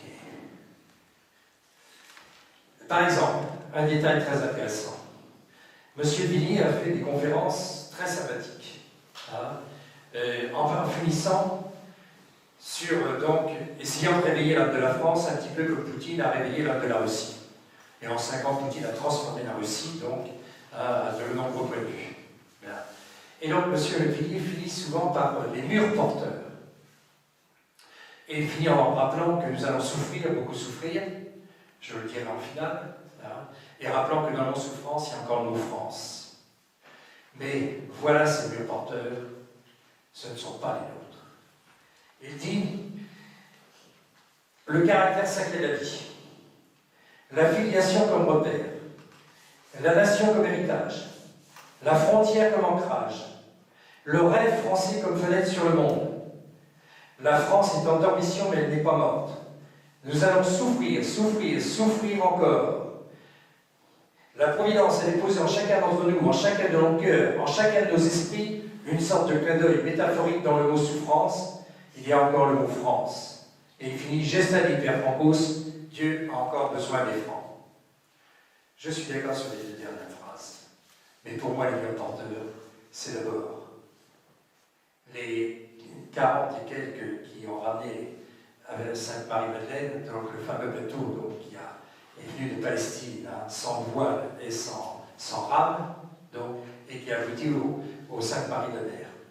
Avec donc ces témoins, ils avaient le corps de Sainte-Anne qu'ils ont donc après déposé à Apt, avec tous ces témoins qui ont créé la première chrétienté. Deuxième mur porteur, Saint-Martin. Je ne peux pas vous citer, les textes sont très beaux, il faudra un jour que je fasse sur un texte sur tout ça, parce que là on voit la différence. Troisième mur porteur, Saint-Remy, l'homme du pacte de Reims, qui fonctionne encore. Dieu ne l'a pas aboli. Et l'homme de la société chrétienne.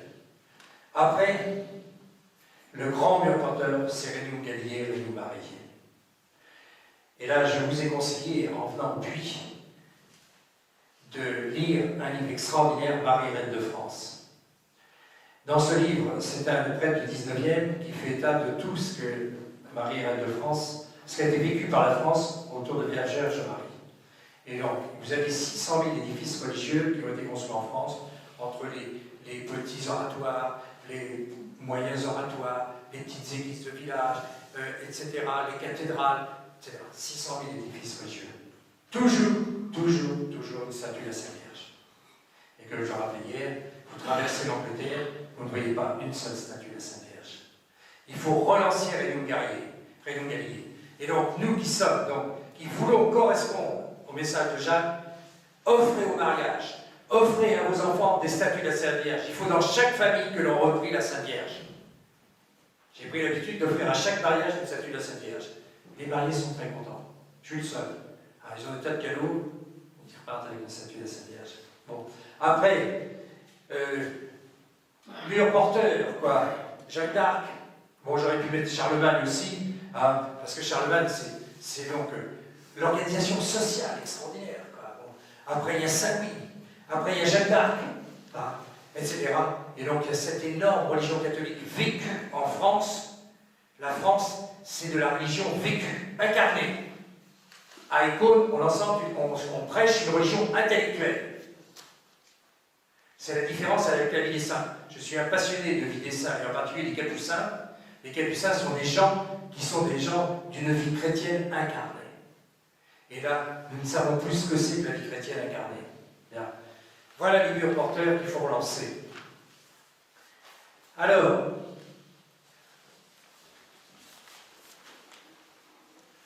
j'ai fait un petit livre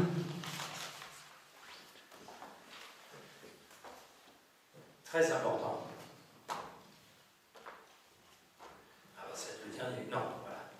Saint-Louis, roi éternel. Bon, j'ai appris l'expression de Chateaubriand, Saint-Louis, roi éternel. Dans cette brochure, j'explique quelque chose que je suis étonné de jamais avoir vu, que les gens n'aient pas vu cela. J'en ai fait un schéma. Tu vas pouvoir le prendre là.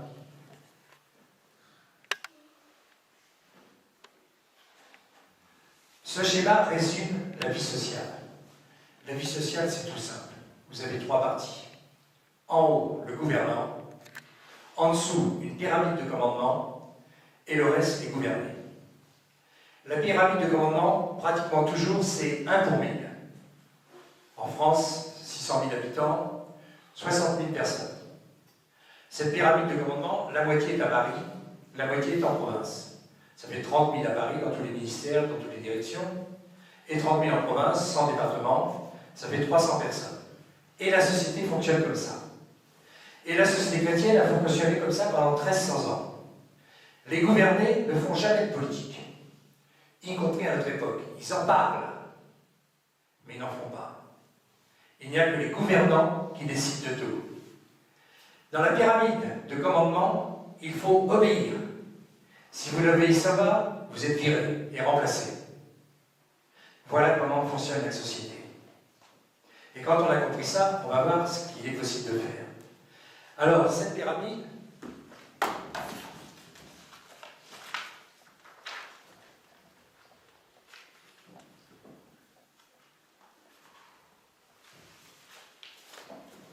a été renversée par la Révolution française, et là je renvoie au texte de Monseigneur Gaume, qui définit, c'est la meilleure définition de la Révolution française. Bien, je cite le texte, ça fait une page, c'est un peu long, il n'est pas ce que vous dites, mais donc la Révolution française est renversement, c'est la loi des hommes à la place de la loi de Dieu, c'est la négation des lois de Dieu, c'est Jésus-Christ en la loi.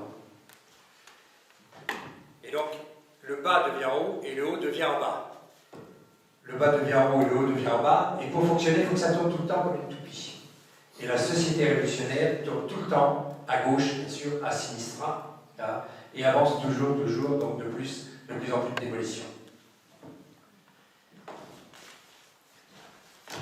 Mais cette pyramide, donc, mise à l'inverse, si on la regarde, remettons-la à la droite pour la regarder, on voit qu'on a toujours un gouvernant, une pyramide de commandement et des gouvernés. Et si, dans la société catholique, tout gouverné pouvait monter dans la pyramide de commandement par le mérite, ici c'est devenu impossible parce que vous avez un sas entre la pyramide des gouvernés et la pyramide de gouvernement. Ce sas, c'est l'initiation maçonnique. L'initiation maçonnique, c'est pas forcément, et ça je fais un reproche que je fais à Arnaud Gassu sur la franc-maçonnerie, l'initiation maçonnique est avant tout un sacramental luciférien. Il ne le dit pas. J'ai appris ça de Nicoulot, le directeur de la Revue internationale des sociétés secrètes par Monseigneur Juin, qui a fait un livre sur l'initiation maçonnique. Et donc, ça marque la conscience comme le baptême marque l'âme. Le baptême marque l'âme, c'est définitif. L'initiation maçonnique marque la conscience, il est possible d'en sortir. Très, très difficile et très peu. Et donc, toute la pyramide de commandement a quelque chose de luciférien. Et quand, sous la pyramide catholique, tout est orienté vers le salut du plus grand nombre, dans la pyramide révolutionnaire, tout est orienté dans la damnation du plus grand nombre. Et au jour d'aujourd'hui, si on pose la question combien y a-t-il de Français en état de grâce, on peut comprendre le vertige, et que la Sainte Vierge ait fait voir aux enfants de Fatima les âmes qui tombaient en enfer comme des flocons en pleine tempête. Alors, ils ont donc inversé, ils ont fait croire aux gouvernés, nous, que nous sommes des gouvernants. Et ils ont divisé les gouvernants en partis, P-A-R-T-I-E-S. Et à chaque parti, ils ont fondé un parti P-A-R-T-I. Mais le parti P-A-R-T-I, c'est eux qui le mettent en place. C'est eux qui s'en occupent. Et donc, vous pouvez tout faire, vous ne remonterez jamais à la place des gouvernants, vous ne montrez jamais à la pyramide de commandement. C'est un châtiment terrible, donc, de Dieu. Et Dieu, qui a été donc évincé dans cette Révolution française, jaloux de sa gloire, sera le seul à résoudre le problème. C'est ce que nous enseigne Jeanne. Jeanne vient mettre en place le gouvernement et tout fonctionne. Appliquons ce principe de Jeanne à notre époque et arrêtons d'emmener tous les gens avec les Marine Le Pen, avec toutes ces bêtises, qui seront toujours un échec. On a 200 ans d'expérience.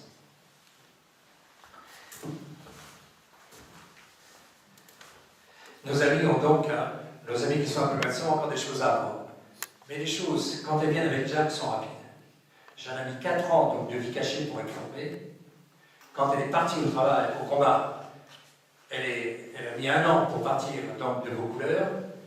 Il a fallu qu'elle prophétise, donc elle seule pouvait résoudre le problème. Et donc, après, quand elle est arrivée début mars, au 14 juillet, au 17 juillet, dimanche 17 juillet, au Sacre de Reims, tout fonctionnait.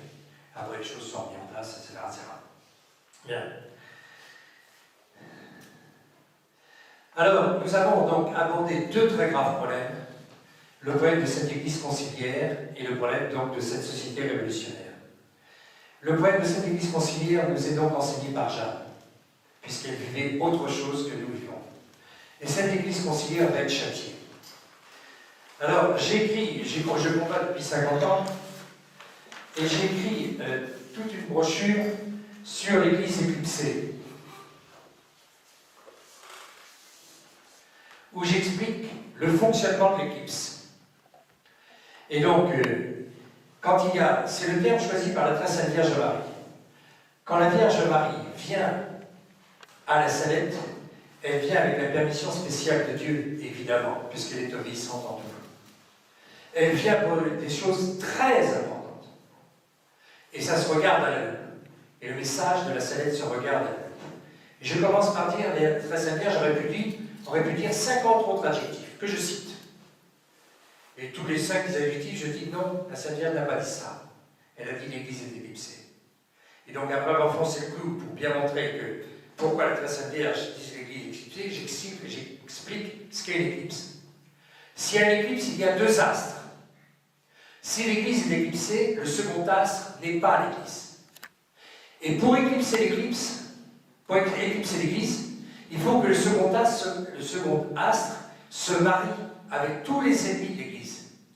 Et c'est ce qu'ils ont fait au Concile Vatican II. Et bien sûr, j'écris Vatican II, non pas avec le chiffre 2, mais avec les lettres D'(E-U-X). Et donc ces gens-là ont tout détruit, ont tout changé. Ah, ces changements, il faut obéir. Comment Au début, on a marché, on s'est dit, bah oui, pourquoi changement? Puis à la fin, on se posait des questions. Puis à la fin, on a regardé. Et puis à la fin, on a étudié. Et puis à la fin, on a dit non. Peu de personnes. On verra pourquoi. L'abbé Léman explique pourquoi. Bien. Eh bien, revenez donc à tout cela. Hein. Et ils ont en particulier fait quelque chose de terrible. Ils ont détruit le sacerdoce. Pendant que nous défendions donc à sauver la pomme qui était la Sainte Messe, ils étaient en train de scier le pommier avec le nouveau rituel du sacre des évêques. Et tous les gens qui ont étudié sérieusement les travaux du site Rore Sanctifica, vous allez sur Google, vous tapez les Rore Sanctifica, c'est un travail colossal fait par des gens éminents. Vous en tirez la conclusion, ils se croient évêques, ils nous disent qu'ils sont évêques, mais en aucun cas, ils sont évêques. Et cette église conciliaire, c'est du vide. Je l'appelle d'ailleurs souvent l'église cathodique, qui ne fonctionne que quand la télévision est là, mais à l'intérieur du tube cathodique, il n'y a que du vent. Et cette église va être châtiée. Nous savons que la justice de Dieu va passer sur le monde entier. Eh bien, la justice de Dieu va passer sur l'église conciliaire. Ça va être terrible. Et vous avez un livre qui est sorti là, il y a peu de temps, le livre de Malachie Martin, La maison battue par les vents. Dans ce livre, j'ai communiqué avec Malachie Martin parce que, suite à la visite que j'avais faite avec la Franquerie chez le cardinal Seri, nous avions, je ne peux pas rentrer dans les détails, c'est passionnant, j'ai écrit de part, etc. L'assurance claire et nette, tout ça qui est après vérifié par des documents américains, que le cardinal Seri avait été élu pape 2 fois. Bien. La première fois, de très peu de voix, il avait demandé confirmation, et donc il n'y a pas eu de confirmation dans le vote, etc. La deuxième fois, on a fait un chantage, et donc le secrétaire personnel de Malachie Martin est venu me voir d'Amérique pour savoir qui j'étais quand j'ai fait ça, parce qu'après avoir fait cette visite du cardinal Seri, Nous avons fait un compte-rendu immédiat. Tout ça, c'est dans l'église éclipsée des Amis du Christ roi. Et donc, je reviens avec ce document que nous avions écrit ensemble, et j'en parle à Monseigneur Gérard qui me dit, et l'avocat m'a dit, le plus grand secret, on n'en parle pas, on garde ça secret. Et Monseigneur Gérard me dit, vous n'êtes pas du tout tenu par le secret, cette affaire est trop importante, et donc on l'a diffusée dans la revue Sous la bannière. J'ai fait tout un article qui a été traduit dans le monde entier, dans différentes langues, qui a été donc très diffusé. La Franquerie m'a fait une colère terrible quand il a reçu du bureau. Monsieur Rémy, je ne peux pas vous faire confiance, nous avions prévu le secret, c'est abominable, c'est fini entre nous, très très en colère. 8 jours après, il me téléphone en disant, Monsieur Rémy, vous avez très bien fait. J'ai eu 2 coups de téléphone d'Europe, il m'en a pas dit plus, je ne sais pas ce que c'était, mais vous avez très bien fait. Cet article s'est énormément diffusé aux États-Unis, c'est pour ça que Mel Gibson m'avait invité donc, en 2005 il avait fait une rencontre de 50 personnes du monde entier sur le problème donc, de la tradition entre l'Église conciliaire et l'Église catholique. Il y aura des tas d'anecdotes passionnantes à raconter, j'étais avec notre ami Philippe Boursier, des tas de détails très très intéressants, mais on n'a pas le temps, il est déjà bien avancé. Bon, mais donc tout cela, nous sommes dans une église du mensonge, nous sommes dans une église marane, une église double. Les maranes, c'est des gens doubles. Une église qui se veut catholique et en même temps conciliaire. Ça ne peut pas être catholique. Et donc ça va être châtié. Et cet été, quand j'ai eu mon 3e infarctus, j'ai passé 1 mois et demi à l'hôpital avec des complications, et j'ai lu un livre d'un abbé Cordier, qui a écrit ça dans les années 1860, c'est un prêtre de Tours qui a fait 3 tomes sur la Révolution française, des choses remarquables que je n'avais jamais lues. Et en particulier, il montre la sainteté qu'il y avait dans des quantités de communautés religieuses qui priaient, la sainteté qu'il y avait dans des quantités de familles religieuses, des familles, non, de quantités de familles qui priaient, la sainteté qu'il y avait dans la famille de France, avec la sœur de Louis XVI, avec tout son entourage, etc. Et bien malgré cela, quand la justice de Dieu tombe, quand le plan de Dieu tombe, on ne peut rien faire. Ça va jusqu'au bout. Et donc quand l'Église conciliaire va tomber, ça ira jusqu'au bout, ça va être terrible. Et Malachi Martin donc, raconte dans son livre des choses abominables, qui sont absolument sûres. Des histoires donc de meurtre rituel, des histoires de consécration à Satan, des histoires d'inversion de sodomie, etc., par les cardinaux, par les évêques. Il y a 4 ans, dans le Figaro, était sorti tout un article, j'ai tous les comptes rendus, etc., annonçant qu'il était fait une enquête dans le monde entier sur les problèmes donc, de sodomie chez les clercs. Tous les diocèses du monde ont été donc cités. 20 000 pages de rapport. 40 tomes de 500 pages. Et donc ça va tomber un jour. Et là, ils ont fait avec le père Barbarin, donc une première attaque pour savoir comment ça va réagir, etc. Et c'est le commencement de la passion de l'Église qui est déjà bien avancée, mais ils pensent détruire l'Église, ils vont détruire l'Église conciliaire, parce que, bon, nous aussi on est attaqués, ne faisons pas d'illusions. Pas vous tous, etc. Et vous avez devoir de vous protéger, c'est la seule chose que vous avez à faire pour garder, donc pour combattre pour le Christ roi de France. Parce que ce sera l'heure du règne du Sacré-Cœur un jour. C'est tellement promis que c'est un serment entre Dieu et la France, par Sainte Marguerite Marie, et donc par tous les saints, Madame Royer, etc., que donc c'est sûr. Bien. Et donc ne rentrer dans aucun combat, c'est ce qu'ils veulent nous faire actuellement, tous ces nationalistes. Il faut rentrer dans les combats. Non. Civitas, les combats. Ça fait 7 ans que Civitas bagarre. Jamais une victoire. Parce que c'est pas comme ça qu'il faut combattre. Ils n'ont rien compris. Alors, donc, vous avez vu cette explication des choses, et Jeanne donc, nous rappelle la chose essentielle, tout orienté sur le gouvernement. Et nous, pour nous, tout orienté sur le lieutenant de Jésus-Christ, le grand monarque.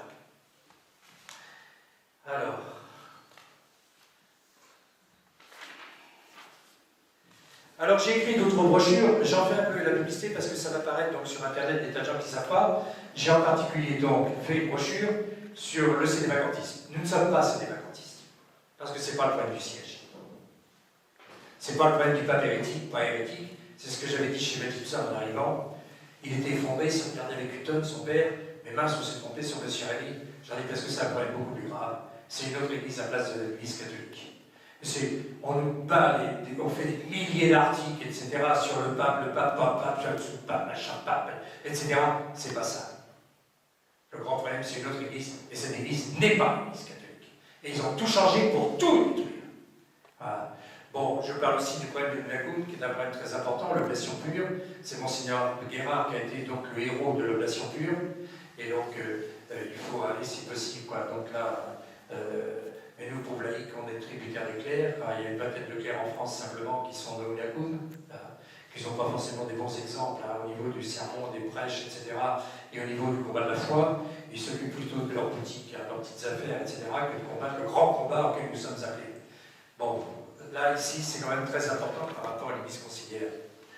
J'ai fait une brochure « Maurras tournant la page ». Maurras a tué l'intelligence française. Et tous nos hommes sont imprégnés de Maurras, c'est-à-dire qu'ils sont éliminés de surnaturel. On ne peut rien comprendre dans tout ce qui se passe, dans tous les événements, si on n'a pas compris le rôle de Dieu, le rôle de Satan. Ils sont deux à vouloir régner. Satan est notre Seigneur. Et Satan fonctionne du niveau surnaturel, comme notre Seigneur. Et les gens voudraient que... Alors on ne parle jamais des francs-maçons, et si on en parle, on ne parle jamais d'initiation maçonnique.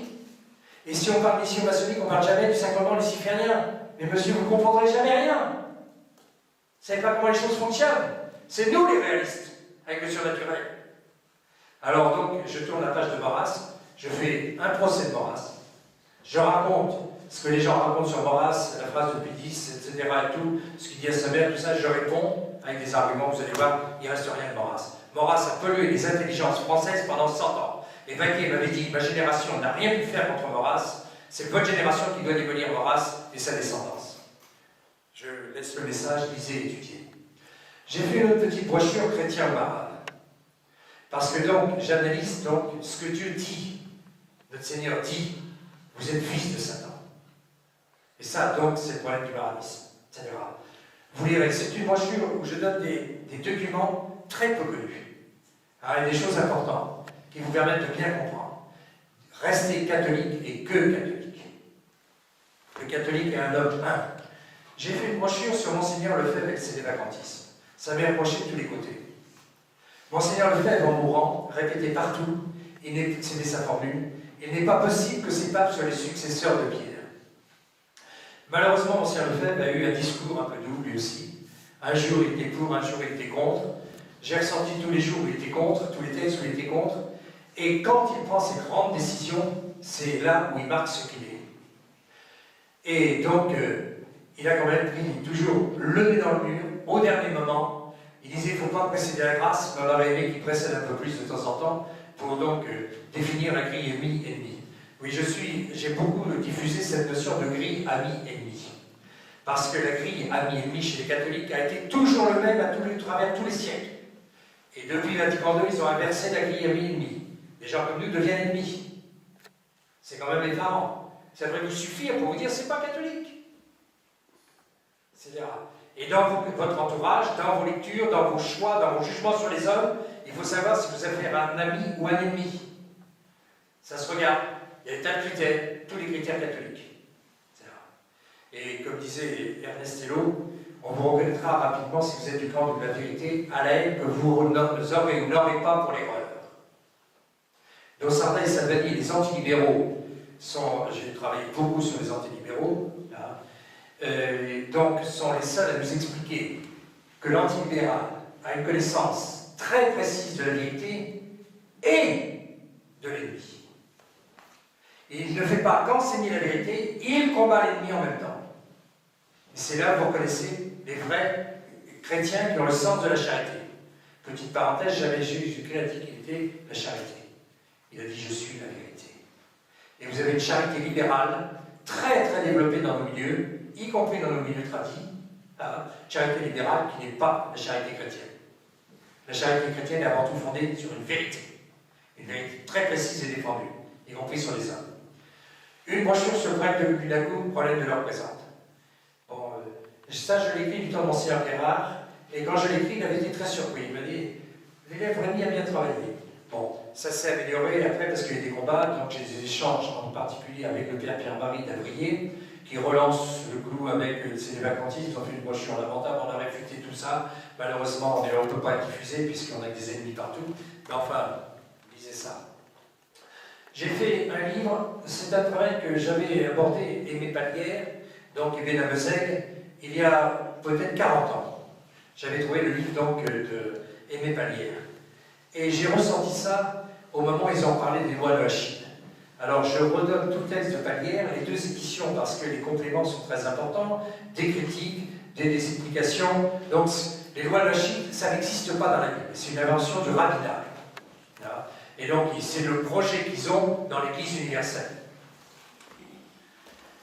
J'ai fait un livre aussi, Holzhauser et autres prophéties, où là je reprends toutes les prophéties qui me semblent, j'ai lu beaucoup de choses sur les prophéties qui me semblent les plus importantes sur notre époque. Vous regardez ça, pour ne pas perdre trop de temps, il est déjà 10h20.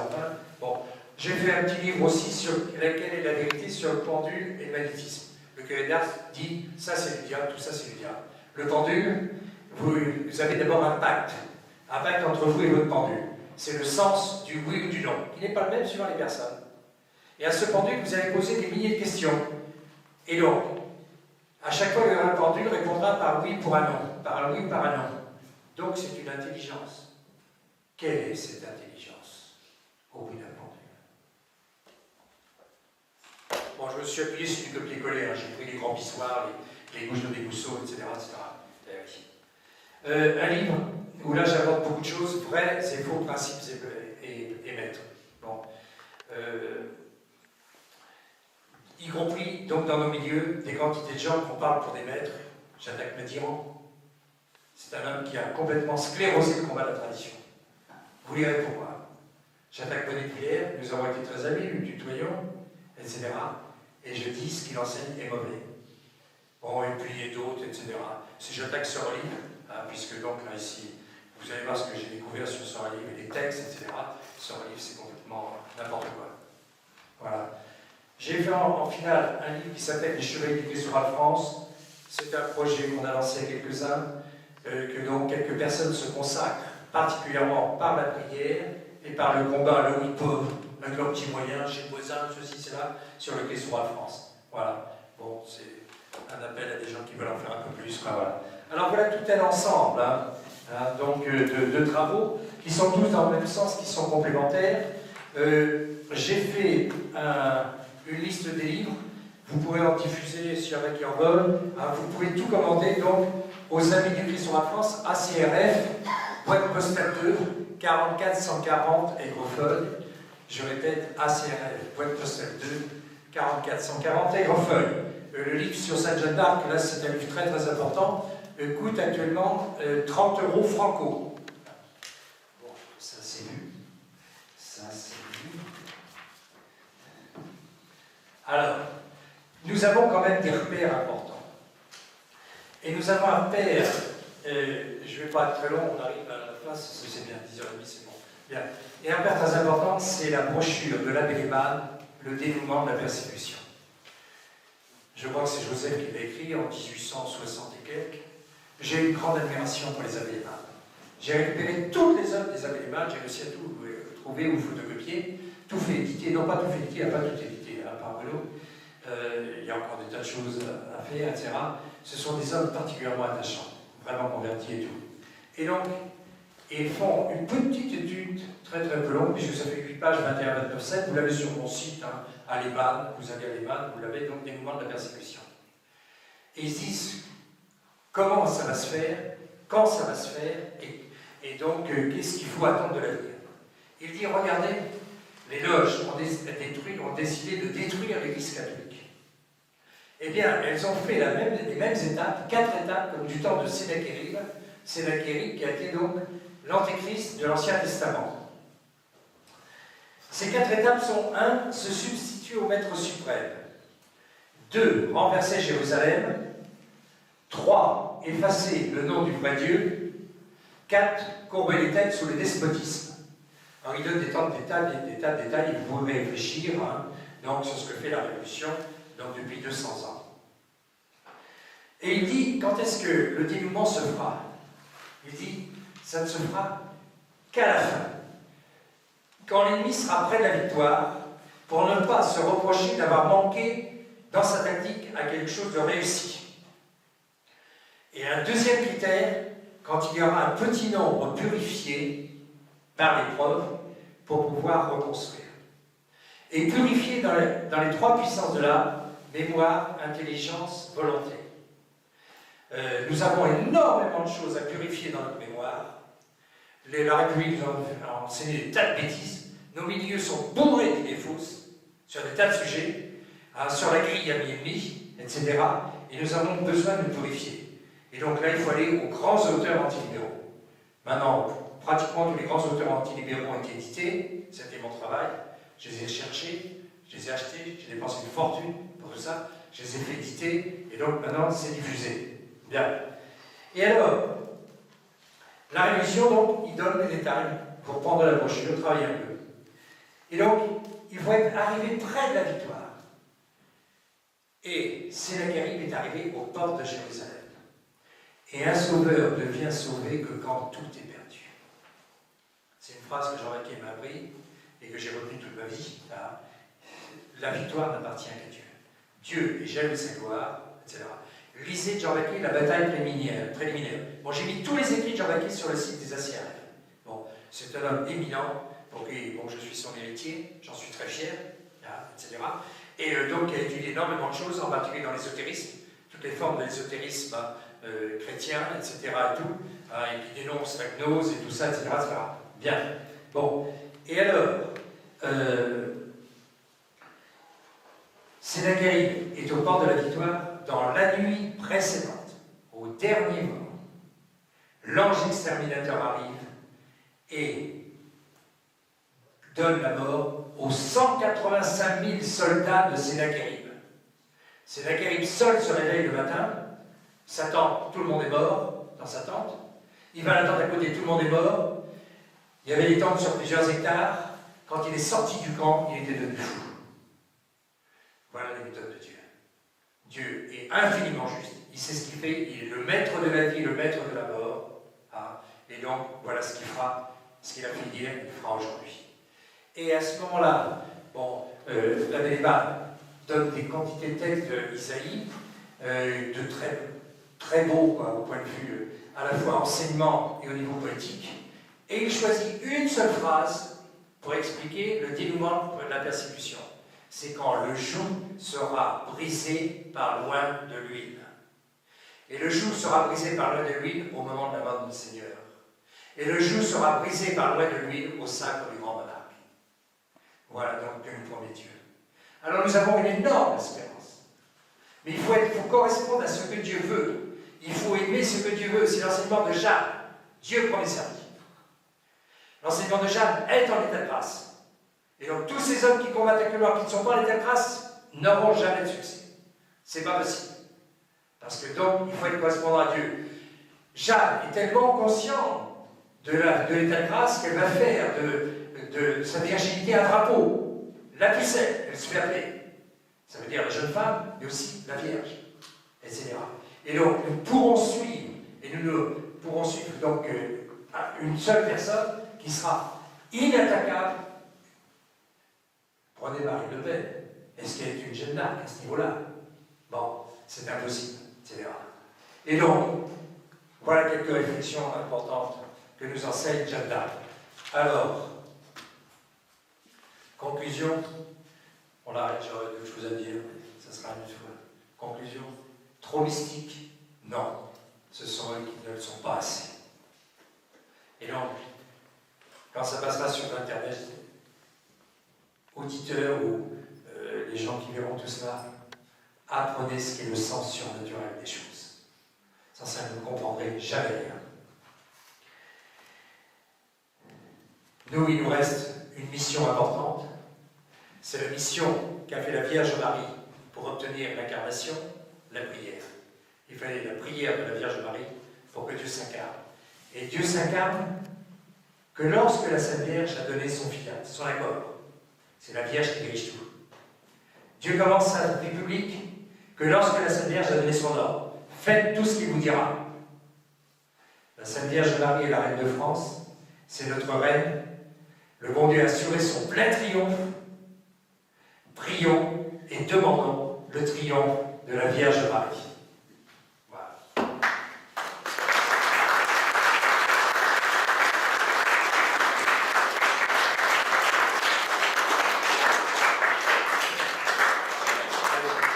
Il est trop tard, pas de questions.